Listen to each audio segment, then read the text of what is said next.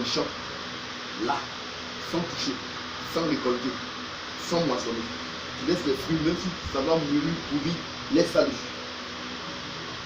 Fais ça pour la première année. Et même quand tu vas dans Lévitique, au lieu de faire ça jusqu'à pendant 3 années, et 4e et 5e année, tu commences maintenant à manger de ces fruits-là. Parce que tu les as mis à part pour Dieu pendant au moins 3 années. Et la 5e année, tu peux bien entendu, tu peux aller vendre. C'est d'abord pour Dieu.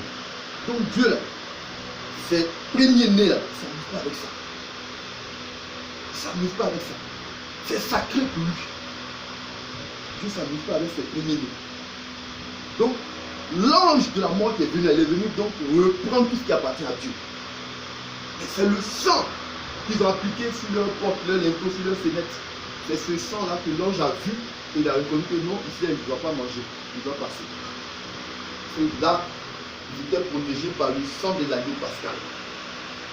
C'est ce même sang de Jésus-Christ là qui nous sauve aujourd'hui de la mort éternelle.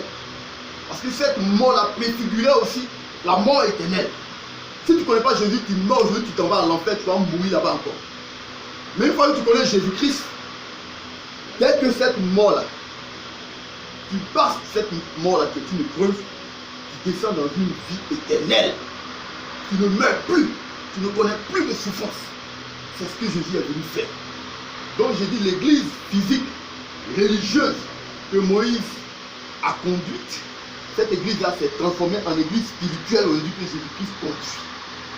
C'est pourquoi tu vas voir autant de Jésus aujourd'hui, il n'y a plus toutes ces histoires de porter ses habits, ses vêtements sacerdotaux, hein, faire ses sacrifices avec le sang comme les féticheurs continuent de le faire jusqu'aujourd'hui. Ce n'est plus d'actualité pour l'œuvre de Dieu. Nous, on n'a qu'à décréter par la parole et tout se fait. Les hommes sont là.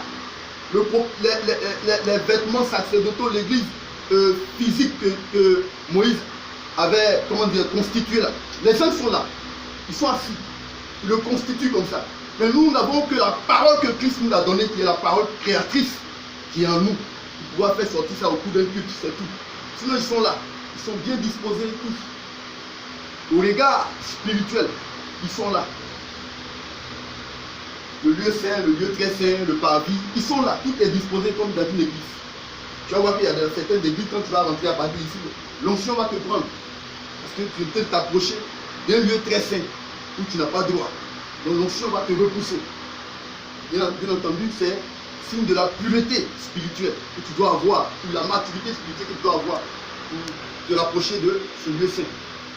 Alors, bien entendu, comprenez que Christ est le sauveur incontestable de cette humanité présente. En ces siècles-ci, c'est Jésus-Christ. Il n'y a donc pas un autre chemin. Il n'y a donc pas une autre alternative. Il n'y a donc pas un autre remède pour vaincre la mort spirituelle. Cette mort spirituelle que Adam a connue. Adam devait vivre éternellement. Et physique et spirituellement. Mais cette mort spirituelle qu'Adam a connue est possible par Jésus-Christ maintenant. Donc quand tu meurs, cette vie me prend pour toi. Une nouvelle vie me prend pour toi. C'est cette vie perpétuelle. Il a livré sa vie au sacrifice, comme l'agneau immolé. Comment dirais-je, Exode 12, verset 5. Et Ésaïe 53, verset 10 qu'on a lu tout à l'heure. Quand on tue un mouton de sacrifice, l'agneau sans défaut symbolise quelqu'un d'innocent, quelqu'un sans péché comme Jésus. Maintenant, là où je vais attirer votre attention, c'est le sacrifice lui-même. Bien aimé, c'est gloire le fond. Quand on tue le mouton, qu'est-ce qu'on fait? Le mouton de tabaski, le mouton de sacrifice. Quand on tue, on fait comme ça. Le coupe, n'est-ce pas? Le sang verse, vous voyez. Ils enlèvent la peau. Ils enlèvent la peau. Ils sèchent la peau. Après, la peau là devient une nappe de prière pour eux. Moi, c'est le doigt. Bien aimé, qu'est-ce qu'on fait de Jésus? Qu'est-ce qu'on fait de Jésus? Moi, le ministère du livre de vie, je dis, le ministère du livre de vie, nous on prend tout dans la Bible. On n'invente rien. On prend le ministère du livre de vie. Alors nous allons aller dans Jean 19, verset 23 à 24. Jean 19, verset 23 à 24. Vous allez comprendre que c'était Jésus qui était le mouton là. Il n'y a pas de doute. Jean 19, verset 23 à 24. Bon, je vais lire. Regardez. Les soldats, après avoir crucifié Jésus, prirent ses vêtements. Et ils en firent 4 parts. Une part pour chaque soldat. Il prit aussi sa tunique, qui était sans couture, d'un seul tissu, depuis le haut jusqu'en bas. Et il dit entre eux, ne la déchirons pas, mais tirons au sort à qui elle sera. Cela arrivera afin que s'accomplisse cette parole de l'Écriture. Ils se partageront mes vêtements. Et ils tireront au sort ma tunique. Voilà ce qui en fit les soldats. La tunique de Jésus-Christ, on dit cette robe sans couture. Est-ce que tu as vu le mouton là? Sa peau est collée. Sa peau est unique. Donc ils ont levé. Les animaux, leur robe là, c'est leur poil. La tunique de Jésus dans levé là, c'est en fait ça, la peau du mouton qu'ils ont levé. Mais on ne déchire pas la peau du mouton. On donne ça à un parmi eux qui s'en séchés et puis ils prient dessus. Eux, ils ont compris que non, ils ne doivent pas déchirer la robe de Jésus, ils ne doivent pas déchirer sa tunique. Il faut qu'on tire au sort. Celui à qui ça va appartenir, c'est lui qui va aller prendre pour prier dessus. Bien aimé, c'était Jésus-Christ le mouton, le sacrifice de la Pâque. Voilà donc la parole qui est perceptible dans nos pensées. C'était sa robe qu'ils ont levée. On ne peut pas déchirer la peau du mouton qu'on finit de l'immoler. Cette peau-là, on remet à quelqu'un parmi eux, soit c'est peut-être l'imam, mais c'est un fidèle. Lui va prendre pour aller et il va sécher et plier dessus. La robe là, ils ont voulu déchirer. Ils disent non, ne déchirons pas. Tirons au sort. Celui sur qui ça va tomber, quand on va jeter une pièce d'argent comme ça, ah c'est tombé sur Yahoo, Yahoo faut prendre la robe à partir. Il va prendre, il va aller plier dessus. C'était la peau de mouton. Bien aimé, c'était ça, Jésus-Christ, le roi des rois. Et qu'est-ce que vous devez comprendre encore? Jésus a été pendu au bois. Regardez bien, écoutez bien. Il y a des révélations et des révélations. On l'immolera vers le soir. Et Jésus aussi, c'était vers le soir. Parce qu'il a dit, quand tu vas entendre le troisième coq chanter, Cocorico là, dans un village, le coq là, quand il chante à ses cartes, pas vers les 16h, 17h. Il a dit ça à cette heure-là. Non, très tôt matin, il a chanté. Mais vers le soir, il a dit que chose allait le trahir. Non pas Judas. Pierre allait renier Jésus 3 fois. Très tôt matin jusqu'au soir. Et jusqu'au soir, où Joseph d'Arimathée est venu prendre son corps, c'était déjà le soir. Et donc Dieu avait dit qu'ils allaient fêter entre les 2 soirs. Or c'était depuis hier nuit qu'ils avaient attrapé Jésus. Et c'est encore vers ce soir-là, vers 17h, 18h là, qu'il a été pendu au bois.